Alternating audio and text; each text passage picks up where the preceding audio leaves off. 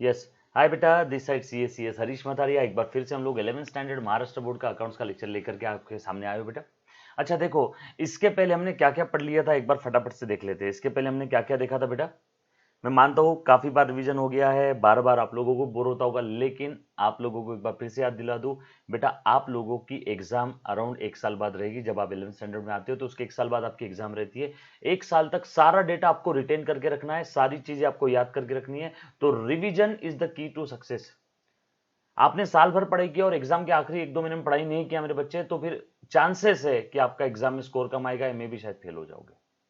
लेकिन आपने इनिशियली पढ़ाई नहीं किया, बीच बीच में पढ़ाई स्टार्ट कर दिया आपने और रिवाइज करते रहे। जो कुछ आपने पढ़ाई करके रखा है वो सब कुछ आप रिवाइज कर रहे हो बेटा, है ना। जरूरी नहीं कि आपने स्टार्टिंग में पढ़ाई स्टार्ट कर दिया, आपने एंडिंग में पढ़ाई स्टार्ट किया और आपका रिवीजन प्रॉपर है, तो बेटा डेफिनेटली आपका अच्छे स्कोर से 11th स्टैंडर्ड 12th स्टैंडर्ड जो कोई भी आप एग्जाम दे रहे हो क्लियर हो जाएगा। So revision is the key to success. बस इसी मुद्दे पे मैं हमेशा काम करता हूँ, बचपन से इसी मुद्दे पे काम कर रहा हूँ बेटा। सर बचपन से मतलब कब से? आपको क्या बचपन में समझ में आ गया था revision is the key to success? नहीं बेटा, बचपन मतलब मेरे लिए 12th स्टैंडर्ड के बाद, ये सुन। सो आपको मैं पहले से बता रहा हूँ बच्चों, देखो जरा 11th स्टैंडर्ड बड़ा महाराष्ट्र बोर्ड। ओ हो सर, हमें सब याद है। न्यू सिलेबस अकाउंटिंग का। आज हम लोग क्या पढ़ने वाले सर, पहले बता दो। देखो बेटा मैं बता देता हूँ आज हम लोग क्या पढ़ने वाले। आज हम लोग जर्नल एंट्रीज के ऊपर ज्यादा जोर देने वाले बेटा, क्योंकि अकाउंटिंग में सबसे इंपॉर्टेंट अगर कुछ है तो जर्नल एंट्रीज, ट्रांजैक्शंस को रिकॉर्ड करना है। ट्रांजैक्शन को रिकॉर्ड करना है, इस रिकॉर्डिंग प्रोसेस को हम लोग प्यार से जर्नल एंट्री कहते हैं और रिकॉर्डिंग कहते हैं, है ना। डन। और उसके बाद हमने लास्ट टाइम अकाउंट्स को क्लासिफाई किया था asset, drawing, debtors, expense, losses, liability, capital, creditors, incomes और gains. Hey come on, asset, drawing, debtors, expense, losses, liability, capital, creditor, income, gain, ये 5 और इसके अपोजिट ये 5। आज हम लोग अकाउंट्स को क्लासिफाई करेंगे ट्रेडिशनल वे में। सर मतलब अकाउंट्स को क्लासिफाई करने की भी 2 मेथड है क्या? हाँ, सारी चीजें बता देता हूं। सो ट्रेडिशनल क्लासिफिकेशन ऑफ अकाउंट्स भी हम लोग आज देखने वाले हैं। Traditional classification of account. Sir हमें प्रॉपर है ना सब कुछ लिख करके दे दो यार, हम लोग क्या क्या आज तक पढ़ चुके हैं, आज क्या पढ़ाने वाले हो और आगे क्या पढ़ने वाले, सब बता दूंगा मेरे बच्चे, ये सुन। चलो बेटा ध्यान देना। सो थोड़ा सा इसको स्क्रॉल कर रहा हूं, किधर गया अपना, हाँ ये है स्क्रॉल करने के लिए। चल देखो तो,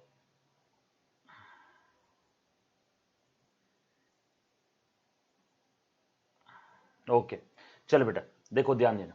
सो इसके पहले हमने क्या क्या देख लिया था बेटा? मीनिंग ऑफ अकाउंट्स देख लिया था, आपको अगर याद आ रहा होगा तो।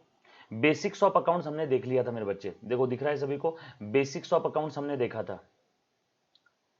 यस, ये सारी चीजें हमने देखी थी, अगर आपको याद आ रहा होगा तो। मीनिंग ऑफ अकाउंटिंग, आसान भाषा में हिसाब किताब रखना।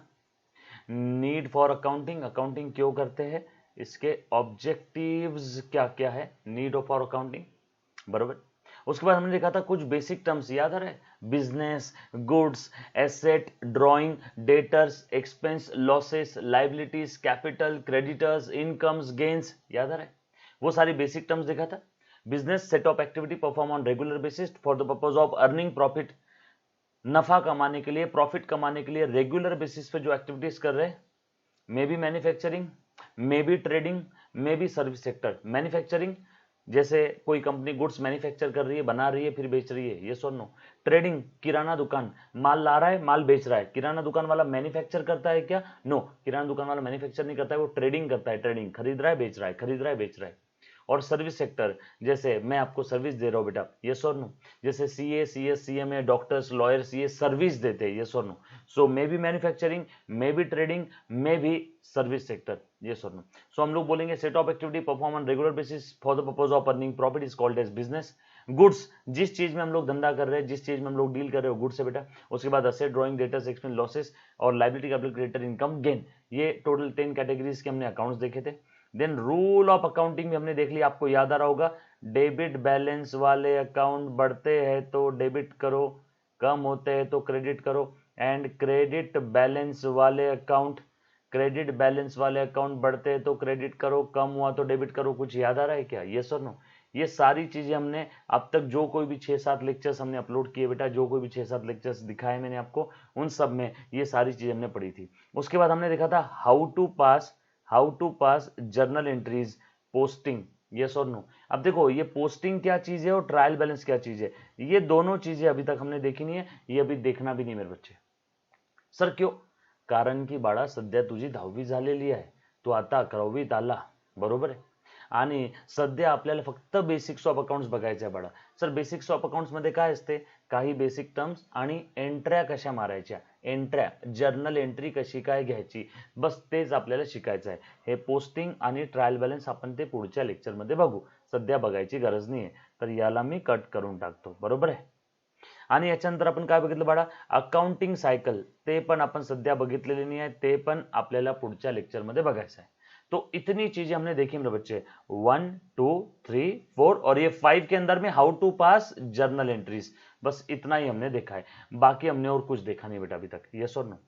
सर क्या क्या देखा है एक बार 2 मिनट में अगर रिवाइज करवा देंगे तो बेटा यस फटाफट से देखो। ये आ गया बेटा आपके सामने स्क्रीन पे, क्या दिख रहा है बेटा, अकाउंटिंग।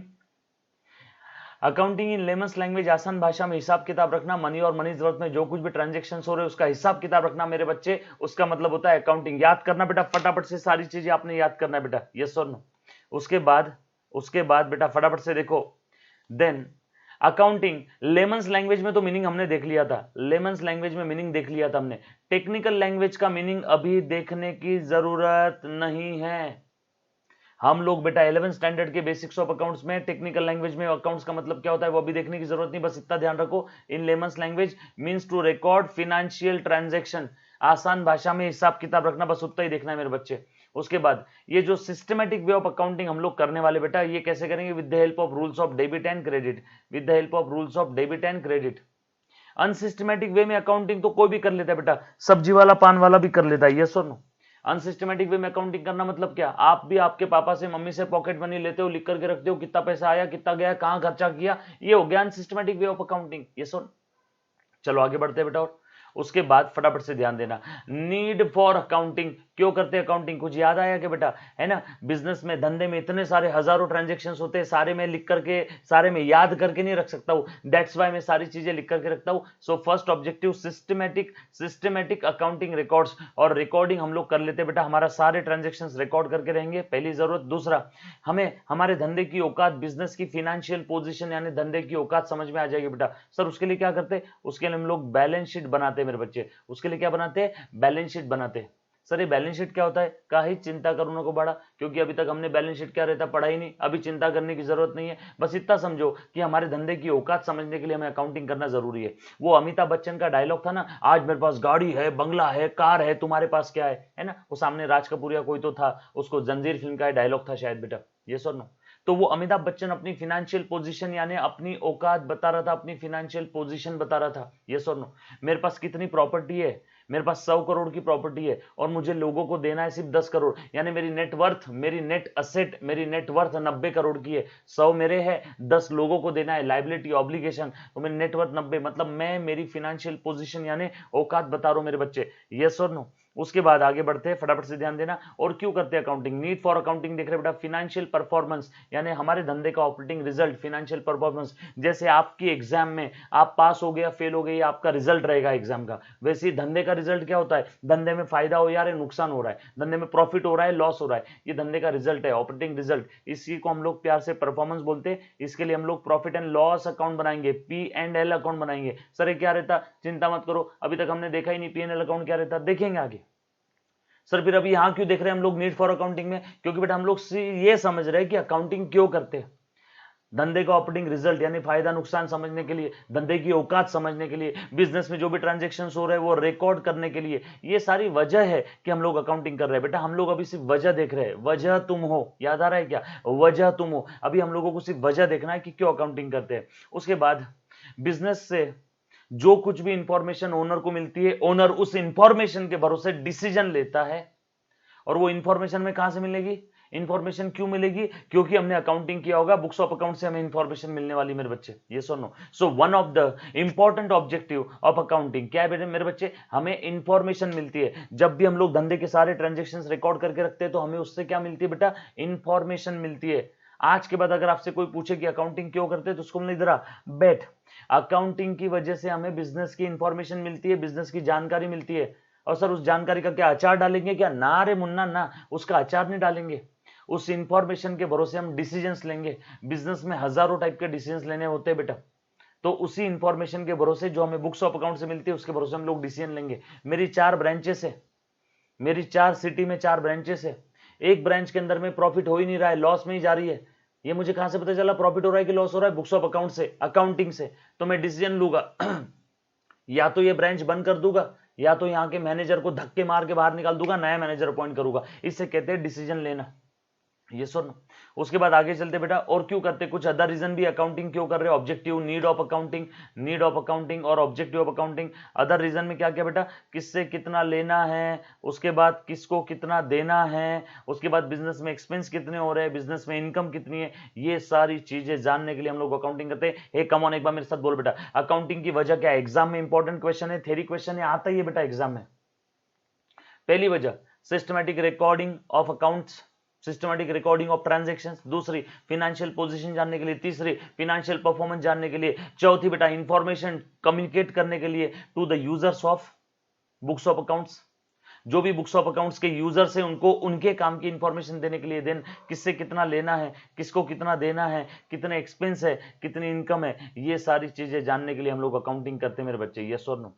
उसके बाद आप लोग जानते हो अकाउंटिंग किसकी करते हैं बेटा? अकाउंटिंग हम लोग करते हैं फिनेंशियल ट्रांजैक्शंस की। अब आप लोग बोलोगे सर फिनेंशियल ट्रांजैक्शन मतलब क्या? तो हे कम ऑन, ध्यान से सुनना बेटा मेरे बच्चे, ध्यान से सुनना। हर वो चीज बेटा, प्लीज ध्यान देना, हर वो सिनारियो जहां पे ये तीन में से कोई एक कंडीशन भी, जहां पे तीन में से, हे कम ऑन, जहां पे तीन में से कोई एक कंडीशन भी पूरी हो जाती है तो हम लोग बोलेंगे यस, उस सिनारियो को फिनेंशियल ट्रांजैक्शन बोलने वाले।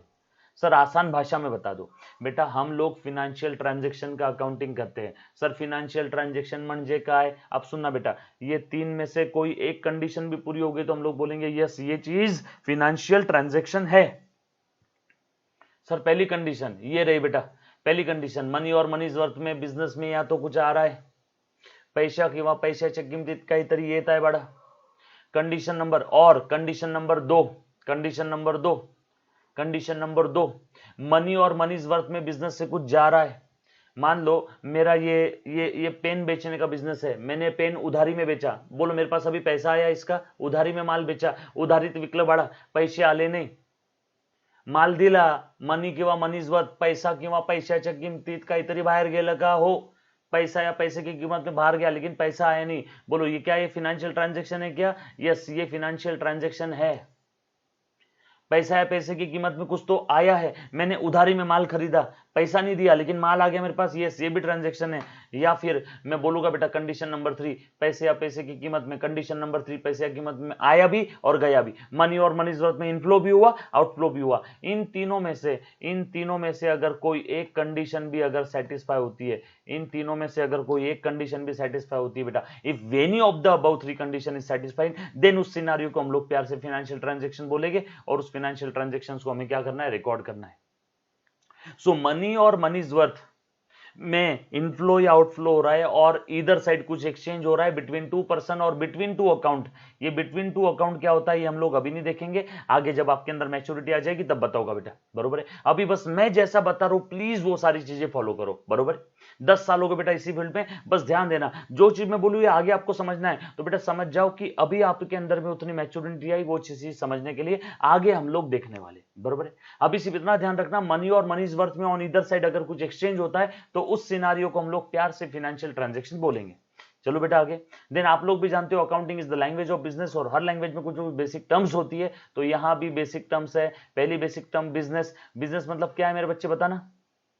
Set of activity perform on regular basis for the purpose of earning profit, उसी को हम लोग प्यार क्या बोलेंगे? प्यार से बिजनेस। देखो ये हमने ऑलरेडी पढ़ लिया मेरे बच्चे, मैं फटाफट से रिवाइज करवा रहा हूं। देन क्या है बेटा? गुड्स, आर्टिकल, आइटम और थिंग, जिस चीज में हम लोग धंधा कर रहे हैं, स्टेशनरी शॉप वाले के लिए गुड्स क्या है बेटा? ये बैग, पेन, पेंसिल, कैलकुलेटर, ये सब पेन ये हो गया उसके लिए गुड्स। आर्टिकल, आइटम और थिंग, जिस चीज में रेगुलरली ये बिजनेसमैन ट्रेड करता है। उसके बाद मेरे बच्चे asset, property of every description of the business, या फिर हर वो रिसोर्स जिसका धंधे को फ्यूचर में भी इकोनॉमिक बेनिफिट मिलेगा। आसान भाषा में इन जनरल लैंग्वेज, रिसोर्सेस और प्रॉपर्टीज ऑफ द बिजनेस जैसे मान लो ये मोबाइल मेरे बिजनेस के लिए प्रॉपर्टी है, ये लैपटॉप जिसके ऊपर सब मैं कर रहा हूँ, ये जो सेटअप, वीडियो सेटअप, ये जो कैमरा वगैरह लगाया हुआ है, इसका मुझे फ्यूचर में भी बेनिफिट मिलेगा। इन सारे रिसोर्सेस का, इन सारी चीजों का, इन सारे रिसोर्सेस का मुझे फ्यूचर में भी बेनिफिट मिलेगा। तो इन सारे रिसोर्सेस को मैं प्यार से एसेट बोल दूंगा मेरे बच्चे। So property of every description of the business, प्यार से property of every description of the business is called as an asset.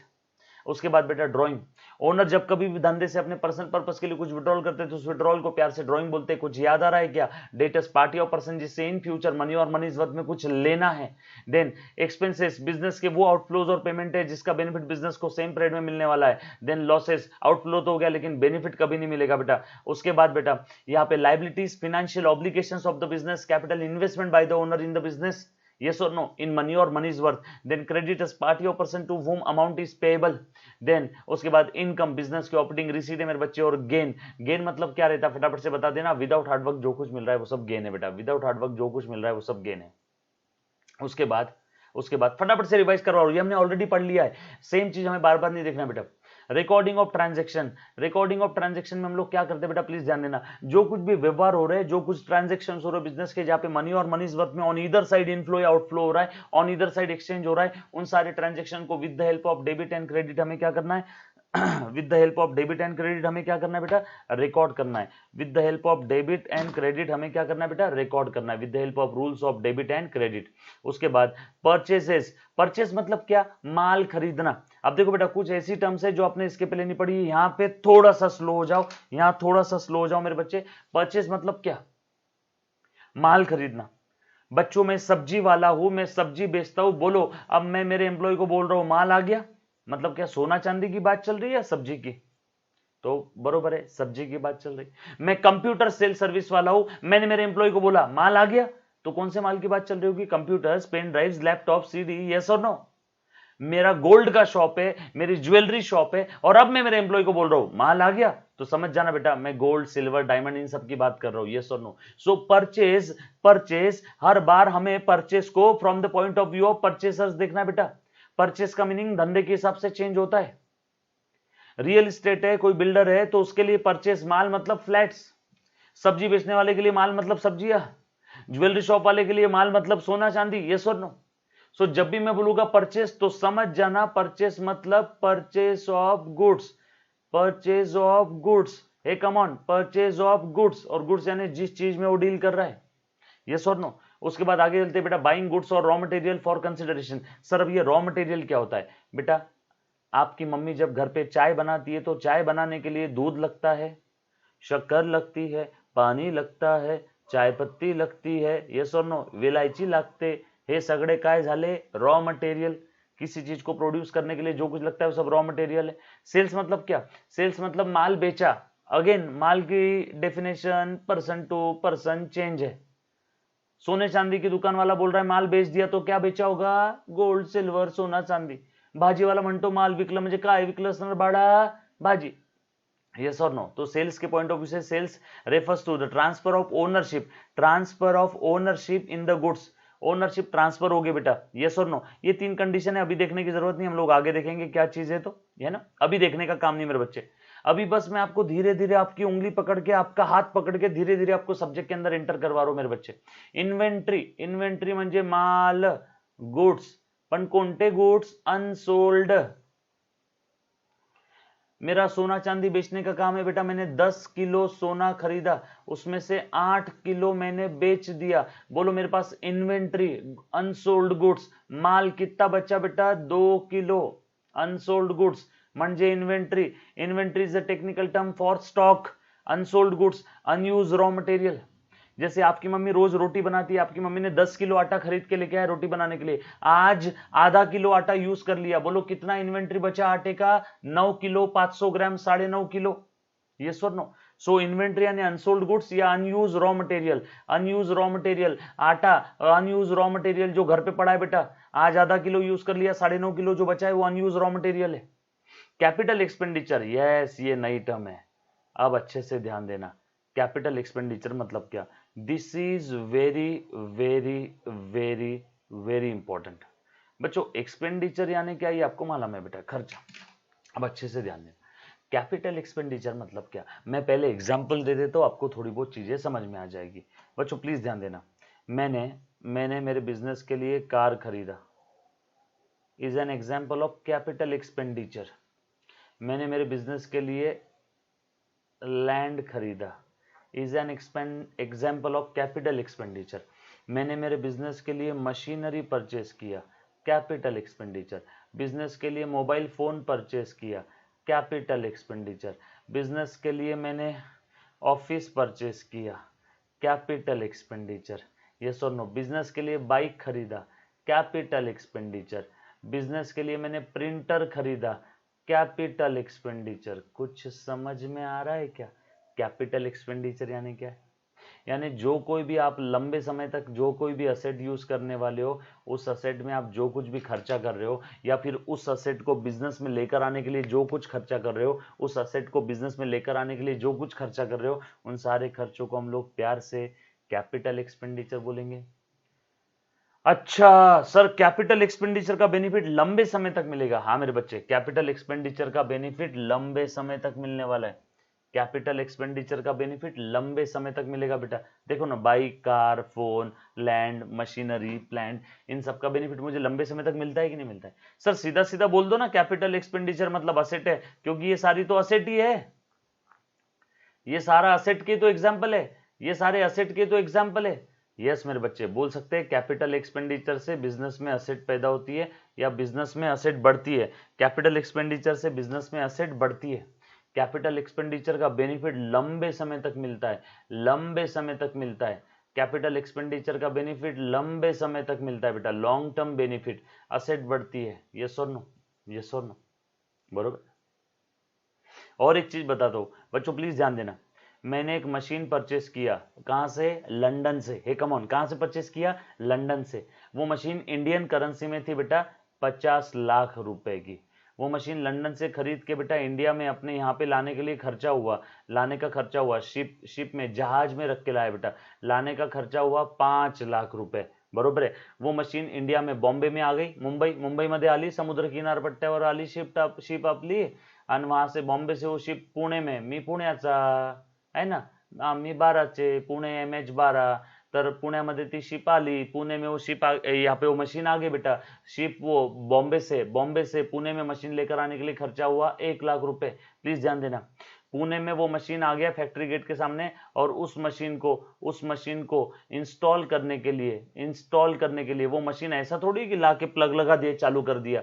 Machine को इंस्टॉलेशन के लिए इंजीनियर बुलवाने पड़ते, बहुत सारे वर्कर आए, इंजीनियर आए, और वो सारा इंस्टॉलेशन का खर्चा हो गया 2 लाख रुपए। अब वो मशीन रेडी फॉर यूज है, RFU, रेडी फॉर यूज है। तो रेडी फॉर यूज करने तक टोटल खर्चा कितना लगा? 50 lakh, 5 55, 55 lakh, plus 1 56, plus 2 58, total खर्चा लगा 58 लाख रुपीज। सो ये 50 लाख कैपिटल एक्सपेंडिचर, ये 5 लाख भी कैपिटल एक्सपेंडिचर, ये 1 लाख भी कैपिटल एक्सपेंडिचर, ये 2 लाख भी कैपिटल एक्सपेंडिचर। ओ हो सर, असं आहे का ते? म्हणजे आपण ज्या वेळेस पासून मशीन विकत घेतली तेव्हापासून तर मशीन रेडी फॉर यूज होनेपर्यंत, मशीन रेडी फॉर यूज करने तक जो जो खर्चे स्पेसिफिकली हमने उस असेट के लिए इनकर किए, वो सारे खर्चे असेट की कॉस्ट में ऐड करो, क्योंकि वो सारे खर्चे कैपिटल एक्सपेंडिचर है। बच्चों वेरी इंपॉर्टेंट टर्म, अच्छे से ध्यान देना बेटा।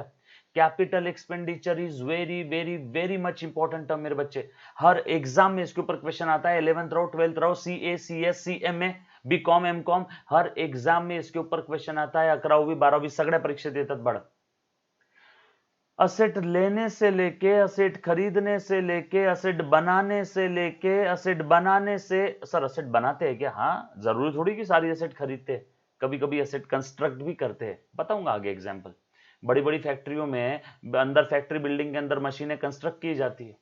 सो असेट बनाने से लेके या असेट खरीदने से लेके रेडी फॉर यूज करने तक जो जो जो जो जो जो जो जो खर्चे हमने स्पेसिफिकली असेट के लिए इनकर किए, वो सारे खर्चे असेट की कॉस्ट में ऐड करेंगे। वो सारे खर्चे असेट की कॉस्ट में ऐड करेंगे, क्योंकि उन सारे खर्चों का नेचर क्या है? Capital expenditure, capital in nature. देखो बेटा, असेट खरीदने से लेके तो रेडी फॉर यूज करने तक टोटल 58 लाख रुपीस का खर्चा लगा। 50, 5 55, 1 56 और 2 58, 58 लाख।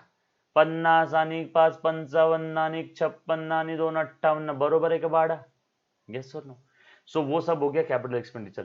सर एका एका वाक्यात सांगा बाबा, आम्हाला काही कळत नाही कॅपिटल एक्सपेंडिचर काय तर बड़ा ऐक, असेट खरीदने से रेडी फॉर यूज करने तक जो भी खर्चे स्पेसिफिकली उस असेट के लिए इनकर किए हमने to make that asset ready for use, उन सारे खर्चों को प्यार से कैपिटल एक्सपेंडिचर बोलेंगे. कैपिटल एक्सपेंडिचर का डिस्कशन पूरा नहीं हुआ मेरे बच्चे अभी. अब देखो ध्यान देना अच्छे से. सो ओ हो देखो. So capital expenditure is an expenditure which incurred to acquire, asset घ्यायला, अक्वायर करायला, असेट खरीदने के लिए, और to bring into existence an asset, asset को ब्रिंग इनटू एग्जिस्टेंस यानी असेट को बनाने के लिए या फिर खरीदने के लिए जो जो खर्चे किए हो, टू अक्वायर और to bring into existence an advantage और benefit of enduring in nature. Sir ये सेकेंड पॉइंट का मतलब नहीं समझ में आया. असेट तो हमने खरीद लिया, प्लीज ध्यान देना, ये असेट मैंने खरीद लिया, मशीन खरीदा था 1 जनवरी को, 1 जनवरी 2021, और ये मशीन प्लीज ध्यान देना रेडी फॉर यूज हुआ बेटा 1 फरवरी 2021. एक महीना लग गया असेट खरीदने से रेडी फॉर यूज करने के लिए. प्लीज ध्यान देना मेरे बच्चे. और उसके बाद प्लीज ध्यान देना, उसके बाद अब यहां पे क्या हुआ, ये असेट हमने यूज करना स्टार्ट कर दिया, ये असेट हमने यूज करना स्टार्ट कर दिया. प्लीज ध्यान देना बेटा, ये असेट मैंने यूज करना स्टार्ट कर दिया, यूज करना स्टार्ट कर दिया, असेट यूज करना स्टार्ट कर दिया. असेट यूज करके बेटा 3-4 महीने हुए थे. प्लीज ध्यान देना. अब मैंने सोचा कि यार ये जो मैंने मशीन परचेस किया था, ये मशीन की जो कैपेसिटी थी, ये मशीन की जो कैपेसिटी थी, इस कैपेसिटी को बढ़ाना है. ये मशीन एक दिन में 1000 यूनिट बनाती थी. अब मैंने सोचा कि इसकी कैपेसिटी बढ़ा दूं, एक दिन में अब ये 2000 यूनिट बनाएगी. तो ये कैपेसिटी बढ़ाने के लिए भी मैंने खर्चा किया, आपको समझाने के लिए 2 लाख रुपए.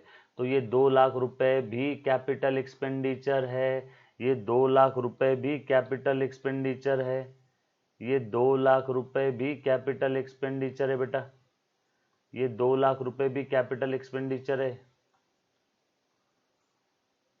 हो यहां लिख लेता हूं, ये 2 लाख रुपए भी कैपिटल एक्सपेंडिचर है बेटा. ये सर नो? सर समझा नहीं, प्लीज ध्यान देना. असेट खरीदने के बाद में असेट के ऊपर खर्चा किया ताकि उस असेट से जो बेनिफिट मिल रहा है वो बेनिफिट परमानेंट रहे.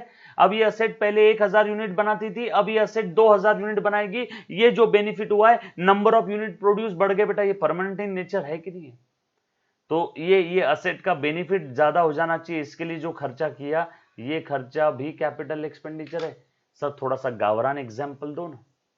बाळा तू एक बाईक विकत घेतली, होंडा शाईन किंवा ऍक्टिवा विकत घेतली, 60,000ला. 60,000 हे कॅपिटल एक्सपेंडिचर आहे का? हो. 60,000 कैपिटल एक्सपेंडिचर. एक्टिवा चालवून तू बोर झाला, एक्टिवा चला क्या बोर हो गए. अब आपने सोचा अब आप इस एक्टिवा को हायाबुसा में कन्वर्ट करेंगे, स्पोर्ट्स बाइक, और लेके चले गए बॉम्बे, मुंबई, दिलीप छाबरिया के पास में, और उसको बोला ये ले 2 लाख रुपए, चल इस एक्टिवा को मॉडिफाई करके दे दे. तो ये 2 लाख रुपए जो मॉडिफिकेशन का एक्सपेंडिचर है, ये भी कैपिटल एक्सपेंडिचर है, क्योंकि मॉडिफाई होने के बाद जो बेनिफिट मिलेगा वो बेनिफिट एंड्यूरिंग इन नेचर, मतलब लंबे समय तक रहेगा कि नहीं रहेगा? यस और नो? गाड़ी में पेट्रोल डालते उसका बेनिफिट लंबे समय तक नहीं है बेटा, जब तक वो पेट्रोल चल रहा है तब तक ही चल रहा है. यस और नो? तो गाड़ी में पेट्रोल डाला 1000 का, वो कैपिटल एक्सपेंस नहीं है, लेकिन गाड़ी में मॉडिफिकेशन का खर्चा कराया, ये कैपिटल एक्सपेंडिचर है. यस और नो? डोंट वरी, चिंता मत करो, इसके ऊपर आगे बहुत लंबा चौड़ा लेक्चर आने वाला है, बस अभी इंट्रोडक्शन में इतना समझ लेना. And to increase the productivity और अर्निंग कैपेसिटी, जैसे देखो ये एग्जांपल अपना ले लो, अभी तक 1000 यूनिट बनाते थे, अब 2000 यूनिट बना रहे. अर्निंग कैपेसिटी और प्रोडक्टिविटी बढ़ी कि नहीं बढ़ी? तो ये प्रोडक्टिविटी बढ़ाने के लिए जो 2 लाख का खर्चा किया, इसको भी कैपिटल एक्सपेंडिचर बोलेंगे. समझ में आया क्या? अकाउंटिंग कैसे करना है और उसके एग्जाम्पल्स ये अभी देखने की जरूरत नहीं है.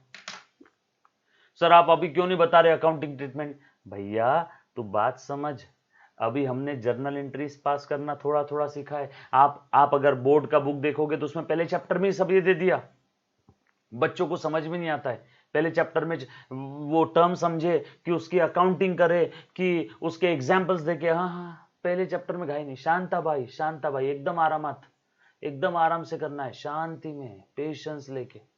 जो मैं पढ़ा रहा हूं, जो चीजें मैंने बोली आगे आएगी तो 1000% आगे आएगी मेरे बच्चे। बस अभी सिर्फ बातें समझना है आपने, जो भी मैं बोल रहा हूं। चलो बेटा आगे। उसके बाद फटाफट से रेवेन्यू एक्सपेंस। रेवेन्यू एक्सपेंस क्या रहता है? जैसे बिजनेस में आप सैलरी दे रहे हो एम्प्लॉय को, रेवेन्यू एक्सपेंस। वेजेस दे रहे हो, एक्सपेंस। इलेक्ट्रिसिटी बिल दे रहे हो, एक्सपेंस। तो सीधा सीधा बोल दो ना सर, एक्सपेंस को रेवेन्यू एक्सपेंस बोलते हैं। हाँ, बिजनेस को स्मूथली ऑपरेट करने के लिए जो आप खर्चे करते हो वो सब क्या है मेरे बच्चे? रेवेन्यू एक्सपेंस है। सर उसके कुछ examples, salary, printing, stationery, wages, है ना, इलेक्ट्रिसिटी चार्जेस, रेंट, गोडाउन भाड़ा, हे सगळं ते रेवेन्यू एक्सपेंस। गाड़ी में पेट्रोल डाल रहे, रेवेन्यू एक्सपेंस। गाड़ी खरीदा, capital expenditure. Hey come on, गाड़ी में पेट्रोल डाला, रेवेन्यू एक्सपेंस। गाड़ी खरीदा, कैपिटल एक्सपेंडिचर। ऑफिस भाड्यानं घेतलं, ऑफिस भाड़े से लिया, रेंट से लिया, रेंट रेवेन्यू एक्सपेंस। लेकिन ऑफिस खरीद लिया, ऑफिस खरीदने के लिए 50 लाख रुपए दिए, कैपिटल एक्सपेंडिचर। यस और नो? कैपिटल एक्सपेंडिचर से असेट पैदा होती है, रेवेन्यू एक्सपेंस आपके खर्चे हैं। यस और नो? यस और नो? सर कैपिटल एक्सपेंडिचर का बेनिफिट लॉन्ग टर्म तक मिलता है, आपने बताया था। हाँ बेटा, रेवेन्यू एक्सपेंस का बेनिफिट शॉर्ट टर्म में मिलता है। यस और नो? क्लियर है बेटा? चलो उसके बाद आगे बढ़ रहा हूं बेटा। और गेन, विदाउट हार्डवर्क जो कुछ मिल रहा है वो gain. Benefit received without hard work, lottery लग गई, बैठे बिठाए प्रॉपर्टी के भाव बढ़ गए, ये सब गेन है मेरे बच्चे। यस और नो? Then discount. डिस्काउंट आप दे रहे हो तो खर्चा। ये चीज मैं 10 रुपए में बेचता हूँ, कस्टमर आया, साहब डिस्काउंट दिया काहीतरी, सर कुछ डिस्काउंट दो। 10 का पेन मैंने 9 में दिया, 1 रुपया तो मेरा खर्चा हो गया ना। 10 की चीज 9 में दिया, डिस्काउंट दिया। डिस्काउंट मैं दे रहा हूं कस्टमर को तो मेरा खर्चा है, और डिस्काउंट मुझे मिल रहा है तो मेरा गेन है, इनकम है। यस और no? So discount is an allowance और कंसेशन जो हम लोग देते हैं बेटा in a price. Discount is given so that the buyer is induce, ताकि हम लोग उसे लालच देते, भैया तू खरीद ले, है ना, टू प्लेस एन ऑर्डर, ताकि वो ऑर्डर देते हुए माल खरीद ले, इसलिए हम लोग डिस्काउंट देते हैं। या फिर उससे पैसा समय पे मिलना चाहिए इसलिए डिस्काउंट देते हैं। प्लीज ध्यान देना बेटा। एक मेरा दोस्त है जिसको मैंने उधार दिया था 10,000, 6 महीने हो गए अभी तक पैसा नहीं दिया। अब मैं उसको डिस्काउंट दे रहा हूं, भैया आज शाम तक अगर तू पैसा दे देगा तो 10,000 में तुझे 1,000 कम, 9,000 में सेटलमेंट हो जाएगा। तो सामने वाले से पैसा जल्दी निकालने के लिए भी हम लोग कभी कभी डिस्काउंट देते हैं। यस और नो? उसके बाद बेटा चलो, वेरी इंपॉर्टेंट, आज तक हमने जो पढ़ा था वो हमने देख लिया मेरे बच्चे। अब मैं आपको सबसे इंपॉर्टेंट चीज बता रहा हूं, आज हमने नया क्या देखा मेरे बच्चे? Capital, revenue expenditure, discount. Yes और नो? कुछ नई चीजें भी हमने देखी है। अब सबसे इंपॉर्टेंट रूल मेरे साथ साथ बोलना, all assets, drawing, debtors, expense and losses, all liabilities, capital, creditors, incomes and gains, all assets, drawing, debtors, expense and losses are always having debit balance। याद आ रहा है क्या कुछ? yes or no? सर एक बार सबके मीनिंग बता दो, अभी बता देता हूं बेटा। all assets उसके अंदर में assets यानी properties of description of the business, दिख रहा है बेटा स्क्रीन पे, देखते जाओ। चला गया? चलो बेटा, drawing, withdrawal of the investment by the owner from the business. Debtor party या पर्सन जिससे इन फ्यूचर कुछ लेना है। एक्सपेंसेस, बिजनेस को स्मूथली ऑपरेट करने के लिए जो पेमेंट करते हैं वो सब एक्सपेंस है, उसका बेनिफिट सेम अकाउंटिंग पीरियड में मिलेगा बेटा। एंड लॉसेस, अमाउंट स्पेंड कर दिया, खर्चा कर दिया, लेकिन बेनिफिट ना आज मिलेगा ना फ्यूचर में, बेनिफिट कभी नहीं मिलेगा, लॉस हो गया। यस और नो? पक्की बात? चोर कैश चुरा करके लेके चला गया बिजनेस से 10,000 रुपए, यस और नो? तो 10,000 का आउटफ्लो तो हो गया, लेकिन बेनिफिट कभी नहीं मिलेगा, लॉस। सो आपके बिजनेस से मनी और मनीज वर्थ में आउटफ्लो हो गया, लेकिन बेनिफिट कभी नहीं मिलेगा, लॉस मेरे बच्चे। Liabilities are the financial obligations, या जो कुछ भी अमाउंट पेएबल है बिजनेस की, किसी को देना है बेटा, तो जो कुछ अमाउंट पेएबल है वो सब लाइबिलिटीज है, फाइनेंशियल ऑब्लिगेशंस है। Capital, investment by the owner in the business, capital. उसके बाद क्रेडिटर्स, पार्टी या पर्सन जिसको इन फ्यूचर कुछ देना है। इनकम, अमाउंट रिसीव्ड और receivable out of the regular operation, business के धंधे के ऑपरेशंस करके जो कुछ अमाउंट हमें मिल गया या मिलने वाला है, उन सारे अमाउंट को हम लोग इनकम बोलेंगे। गेन, विदाउट हार्डवर्क जो कुछ मिल रहा हो गेन है। बच्चों अब ध्यान देना, all assets, drawing, debtors, expenses and losses are always having debit balances. All liabilities, capital, creditors, incomes and gains are always having credit balances. Debit balance का रूल क्या है देखना, डेबिट बैलेंस वाले अकाउंट, कौन कौन से अकाउंट का debit balance है बेटा? कौन कौन से अकाउंट का डेबिट बैलेंस है? बोलो बोलो फटाफट से। ऑल एसेट्स, हाँ देखो रुको कलर चेंज करता हूं बेटा, एक सेकेंड। हाइलाइटर घेतला। All assets, drawing debtors expense and losses are always having debit balances. Debit balance का रूल है, डेबिट बैलेंस वाले अकाउंट बढ़ते हैं तो हे कम ऑन, बढ़ते हैं तो हे कम ऑन, बढ़ते हैं तो एकदा परत, बढ़ते हैं तो डेबिट करो। डेबिट बैलेंस वाले अकाउंट कम होते हैं तो क्रेडिट करो। और ये बढ़ना या कम होना, बढ़ना या कम होना कहां से समझ में आएगा मेरे बच्चे? ट्रांजैक्शन से। आणि कोणाच्या पॉइंट ऑफ व्यू न, किसके पॉइंट ऑफ व्यू से देखना है बढ़ना या कम होना? बिजनेस के। सर जैसे कि ओनर ने बिजनेस में कैश लाया, ओनर के जेब से कैश कम हो गया लेकिन बिजनेस में कैश बढ़ गया ना, तो हमें बिजनेस के पॉइंट ऑफ व्यू से देखना है बढ़ गया कैश, कैश को डेबिट करो। हमने माल बेचा, कस्टमर ने पैसा दिया, कस्टमर के जेब से पैसा कम हो गया, चूल्हे में जान दो कस्टमर को, हमारे पास पैसा आ गया ना, माल बेचा हमारे पास पैसा आ गया ना, तो कैश बढ़ गई। यस और नो? तो बिजनेस के पॉइंट ऑफ व्यू से देखना है ये बढ़ना या कम होना। यस और नो? उसके बाद all liabilities capital creditors incomes and gains are always having credit balances. ये टाइप के account liability capital creditors incomes और गेन्स, ये टाइप के अकाउंट का क्रेडिट बैलेंस है। ये टाइप के अकाउंट अगर बढ़ते हैं तो क्रेडिट करो। ये टाइप के अकाउंट कौन से? लायबिलिटीज कैपिटल क्रेडिटर्स इनकम्स और गेन्स, ये टाइप के अकाउंट कम होते हैं तो डेबिट करो। और अगेन बढ़ना या कम होना समझ में आएगा ट्रांजैक्शन से। एक बार फिर से मेरे बच्चों, मजा नहीं आया, मजा नहीं आया, ऑल मेरे साथ साथ बोलना, all assets drawing debtors expense and losses are always having debit balances. बढ़ते डेबिट करो, कम हुआ क्रेडिट करो बेटा। All liabilities capital creditors incomes and gains are always having credit balance. बढ़ते हैं तो क्रेडिट करो, कम हुआ तो डेबिट करो। यस और नो? बढ़ना कम होना समझेगा ट्रांजेक्शन से। One more last time, come on बेटा, मैं मानता हूं मैं बार बार रिवाइज कर रहा हूं, सॉरी पहले ही बोल रहा हूं बेटा, आपको बार बार रिवाइज करवा के मे भी कुछ बच्चे बोर होते होंगे, बट चिंता मत कर मेरे बच्चे, ये ही लाइफ है। जैसे पंडित लोगों के लिए मंत्र होते वैसे अकाउंटेंट के लिए ये रूल है मेरे बच्चे। एक बार last time, all assets drawing debtors expense losses are always having debit balances. बढ़ते हैं तो डेबिट करो, कम हुआ तो क्रेडिट करो। बढ़ना कम होना समझेगा ट्रांजैक्शन से। All liabilities capital creditors incomes and gains are always having credit balances. बढ़ते हैं तो क्रेडिट करो, कम हुआ तो डेबिट करो। बढ़ना कम होना समझेगा ट्रांजैक्शन से। मतलब जब भी आप अकाउंटिंग करोगे, जब भी आप ट्रांजैक्शन की एंट्री मारोगे, तो आपको देखना पड़ेगा ना कौन सा अकाउंट डेबिट हो रहा, कौन सा क्रेडिट हो रहा। और डेबिट क्रेडिट कहां से समझ में आएगा? वो अकाउंट बढ़ रहा है कि कम हो रहा है? यस और नो? बाप रे, नेक पेन। उसके बाद आगे चलता हूं बेटा, प्लीज ध्यान देना, अब अच्छे से ध्यान देना बेटा। अब ये जो मैं बता रहा हूं ये अकाउंटिंग साइकिल है, ये सिर्फ देख करके हल्की सी स्माइल देके इसको छोड़ देना अभी, क्योंकि हम लोग ये पूरे सिलेबस में 50 बार देखेंगे ये साइकिल, ये वाली डायग्राम। ये है आपका बिजनेस, है कम ऑन, ये आया आपका बिजनेस। बिजनेस कैसा है बेटा? गोइंग कंसर्न है। सर बिजनेस कैसा है? Going concern. Sir going concern मतलब आपका बिजनेस लंबे समय तक चलेगा, बिजनेस चलता चला जाएगा। यस और नो? बिजनेस की लाइफ इनफाइनाइट है। आपने एक नया दुकान स्टार्ट किया, तुम्ही एक नवीन धंदा टाकला बडा, आणि इनॉग्रेशनच्या दिवशी जिस दिन धंधे का उद्घाटन था, उस दिन अगर आपको आके कोई पूछे कि कब बंद करने वाले हो, आप उसको जूते से मारोगे? बोलेगे भैया क्या धंधा बंद करने के लिए चालू किया मैंने ना? फिर क्यों चालू किया बिजनेस? लंबे समय तक चलेगा। मैं मरने के बाद मेरा बच्चा, उसके बाद उसका बच्चा, धीरू भाई अंबानी भगवान जी के पास चले गए, उनके बाद अनिल अंबानी मुकेश अंबानी बिजनेस संभाल रहे कि नहीं संभाल रहे? ये चले जाने के बाद इनके बच्चे संभालेंगे। यस और नो? यस और नो?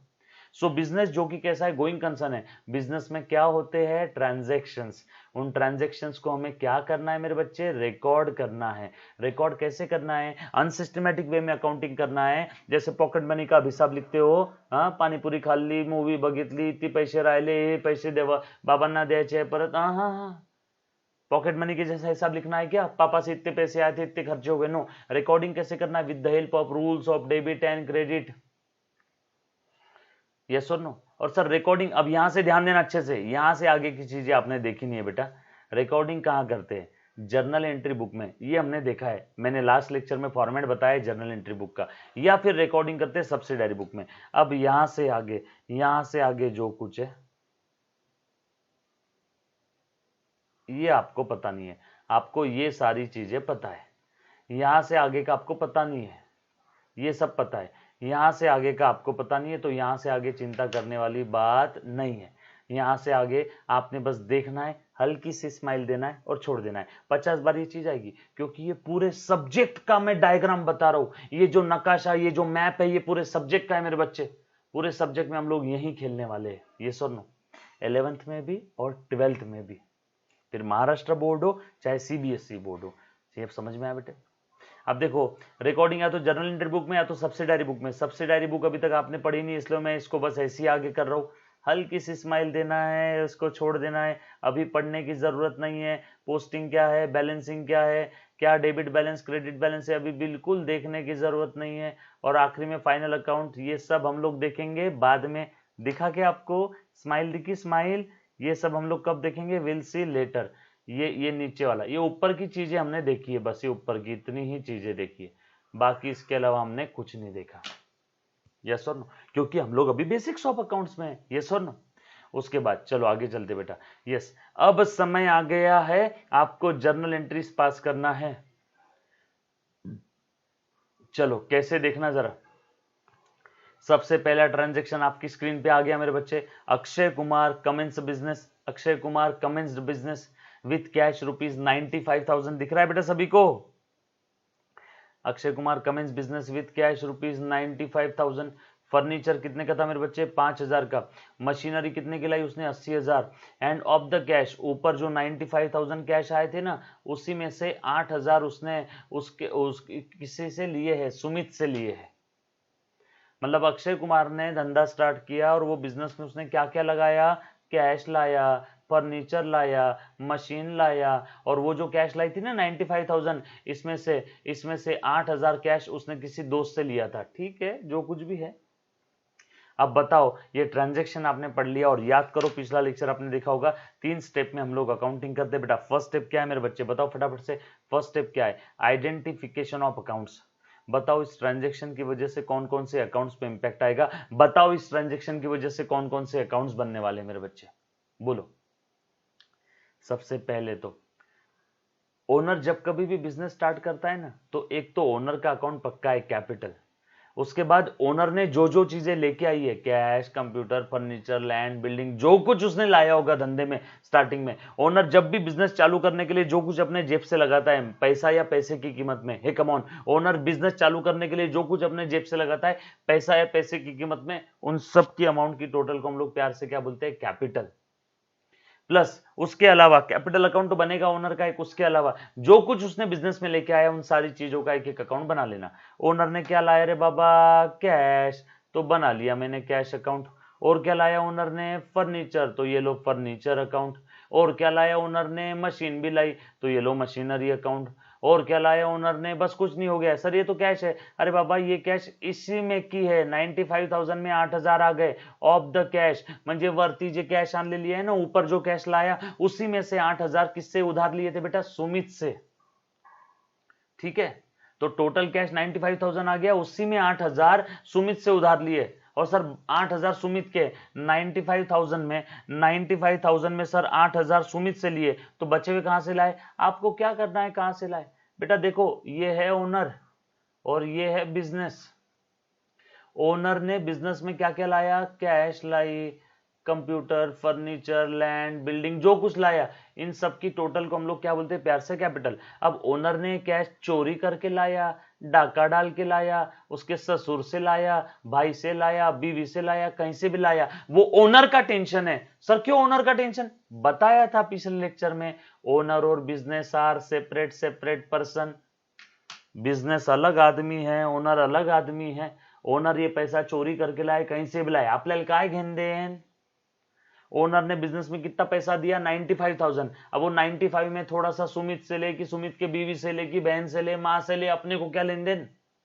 हम लोगों को किसके पॉइंट ऑफ व्यू से सोचना है, बिजनेस के, ओनर के पॉइंट ऑफ व्यू से नहीं। अकाउंटिंग करते वक्त आपने सारी चीजें बिजनेस के पॉइंट ऑफ व्यू से सोचना है बेटा। यस और नो, पक्की बात, डन। बच्चों प्लीज ध्यान देना, मैंने आपको 5,000 रुपए उधार दिए, तो अब हुआ क्या बेटा, अब मुझे आपसे 5,000 रुपए लेना है। अब वो 5,000 मैं चोरी करके लाऊं, सुमित से लू, अमित से लू, मेरी बीवी से लू, मेरी गर्लफ्रेंड से लू, किससे भी लू, क्या फर्क पड़ता है, आपको क्या लेन देन उसका। आप और मैं अलग अलग है। वैसे बिजनेस और ओनर अलग अलग है। ओनर ने बिजनेस में पैसा लाया, वो पैसा ओनर कहीं से भी लाए, कोई लेन देन नहीं। बिजनेस में कैश किसने दिया, ओनर ने। बिजनेस में कैश किसने दिया, ओनर ने। अभी ओनर कैसे भी लाए कैश, क्या फर्क पड़ता है। यस और नो, ये चीज ध्यान रखना। थोड़ी बहुत बस चीजें समझ में आई तो भी बहुत है बेटा, मोर देन सफिशिएंट है, चिंता करने वाली बात नहीं बेटा। चलो सो और कौन सा अकाउंट बनेगा बेटा, कैश लाया बन गया, मशीनरी बन गया, है ना, और क्या था बेटा, फर्नीचर अकाउंट बना लिया। और सर आपने तो बोला था ओनर का एक अकाउंट बनेगा, तो उसको क्या बोलेंगे, बोलो बोलो बोलो, कैपिटल। उसको हम लोग क्या बोलेंगे बेटा, कैपिटल अकाउंट। यस और नो, यस और नो। तो फर्स्ट स्टेप खत्म। जब भी आप इस दुनिया में कोई ट्रांजैक्शन का अकाउंटिंग एंट्री पास करोगे तो सबसे पहले नंबर का स्टेप रहेगा बेटा identification of account. First step is identification of account. Second step मेरे बच्चे, अब जो अकाउंट्स आपने आइडेंटिफाई किया ना, ये सारे अकाउंट्स को क्लासिफाई करो, क्लासिफाई करो मेरे बच्चे। कैसे क्लासिफाई करेंगे सर, कैश कहाँ पे आता है, क्लासिफाई करो बेटा। सर कैश कहाँ पे आता है, असेट में आता है, drawing, debtors, expense, losses, liability, capital, creditor, income, gain, कहाँ पे आता है, कैश सर असेट में आता है। असेट का कौन सा बैलेंस है, debit balance. Asset, drawing, debtors, expense and losses, इन सबका डेबिट बैलेंस है।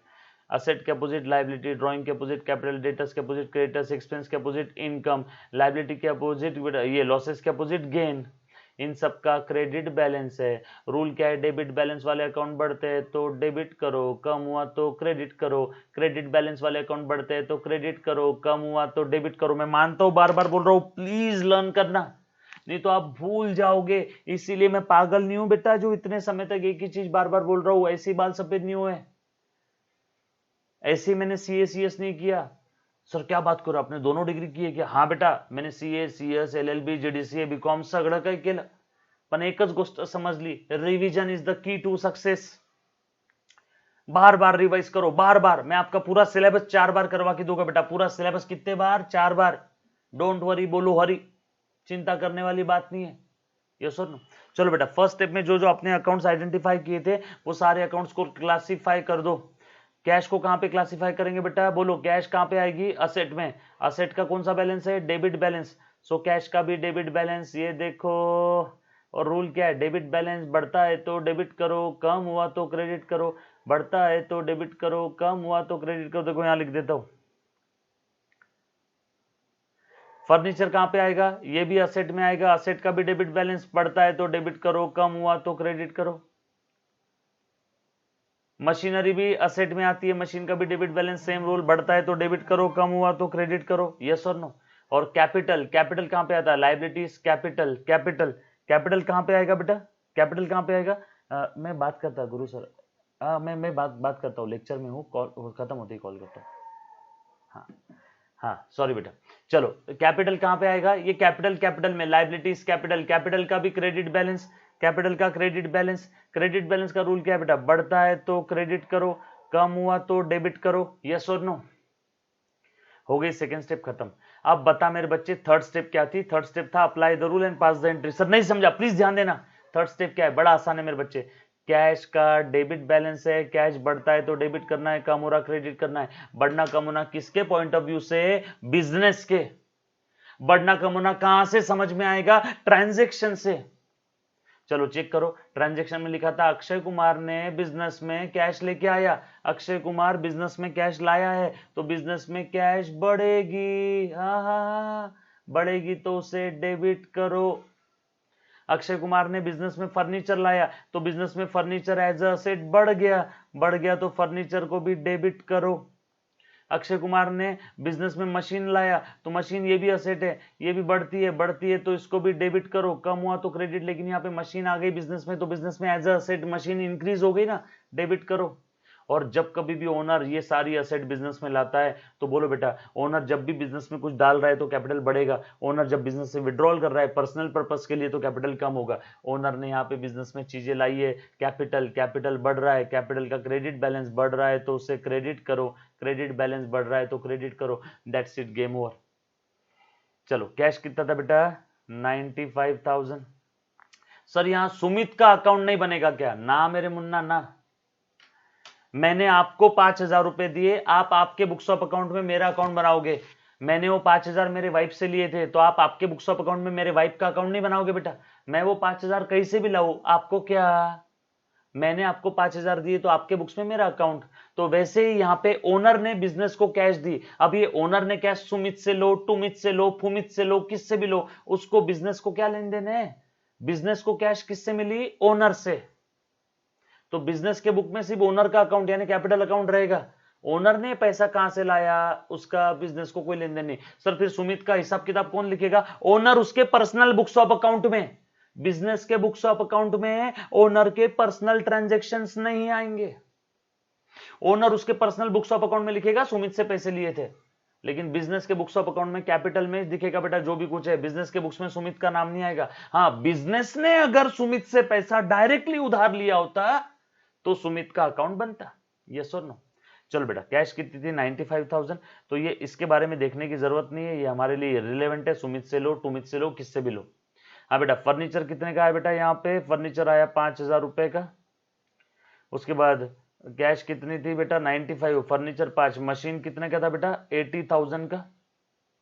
और ये सारी चीजें लाई ओनर ने। टोटल करो 95 प्लस 5 100, 100 और ये 80, 1,80,000, 1,80,000 रुपए इतने का कैपिटल ओनर ने लाया। तो देखो, डेबिट हुआ 1,80,000 और क्रेडिट हुआ 1,80,000। ओनर ने बिजनेस में जो कुछ लाया है उन सारी चीजों को हम लोग प्यार से कैपिटल बोल देंगे। कैपिटल के अंदर में हमने देखो क्रेडिट कर दिया। हर ट्रांजैक्शन के दो नजरिए, दो एस्पेक्ट है, डेबिट एस्पेक्ट और ये क्रेडिट एस्पेक्ट। हर बार डेबिट और ये क्रेडिट टैली होगा। लेन देन इक्वल होता है, दो नजरिए इक्वल होते हैं। यस और नो? मानता हूं स्लो ले रहा हूं, लेकिन प्लीज ध्यान देना। नेक्स्ट ट्रांजेक्शन, नेक्स्ट ट्रांजेक्शन मेरे बच्चे, ये अमाउंट लिख दिया मैंने 95,000, ये अमाउंट लिख दिया। देखो मैं यहां से अब ये मिटा रहा हूं, ये अमाउंट आ गया मेरे बच्चे। यस और नो? ये अमाउंट आ गया। डेबिट 95, डेबिट 5, डेबिट 80 और क्रेडिट टोटल 1,80,000। यस और नो? नेक्स्ट ट्रांजेक्शन बेटा, purchase a machinery from Kent and Company, purchase a machinery from Kent and Company for rupees 18,000 and paid rupees 800 as a freight on our account and paid rupees 800 on our account। Sir on our account मतलब क्या? अरे बाबा, हमने पे किया, हमारे behalf में पे किया, हमारे बिहाफ में पे किया बेटा। टोटल हमारा खर्चा है 800 रुपए मशीन लेकर आने का। प्लीज ध्यान देना। ये देखो बेटा, केंट एंड कंपनी से हमने मशीन खरीदा बेटा 18,000 रुपए का और 800 रुपए पे फ्रेट पे किया। अरे बाबा, गाड़ी भाड़ा मशीन आने ये आज का आपका होमवर्क है। इस ट्रांजैक्शन की एंट्री क्या रहेगी, ये आप मुझे पर्सनली मैसेज करोगे या फिर इसी वीडियो के कमेंट में आपने लिख देना बेटा, या पर्सनली आप मुझे मैसेज करोगे इस व्हाट्सएप नंबर पे कि इसका एंट्री क्या रहेगा। डन? यस और नो? उम्मीद करता हूं आज जो भी मैंने आपको बताया, बस दो चीजें भी, दोन शब्द बड़ा, दोन शब्द जर नवीन कर ले तो समझ जाओ आज के दिन का हमारा चीज हो गया बेटा। डन? मिलते हैं अगले लेक्चर में बहुत जल्द। नेक्स्ट लेक्चर हमारा बेसिक्स ऑफ अकाउंट्स का लास्ट लेक्चर रहेगा। उसके बाद हम हमारा मेन सिलेबस की तरफ बढ़ने वाले हैं। उसके बाद पहले बताया था बेटा, लेक्चर 0 से हमने स्टार्ट किया है, बेसिक्स से स्टार्ट किया है। नेक्स्ट लेक्चर जो भी रहेगा वहां हमारा लास्ट लेक्चर रहेगा, बेसिक्स ऑफ अकाउंट्स का अगला लेक्चर लास्ट रहेगा। उसके बाद मैं मेन सिलेबस स्टार्ट कर दूंगा मेरे बच्चे। डन? चलो, thank you very much, love you all, take care, bye bye, stay home, stay safe बेटा।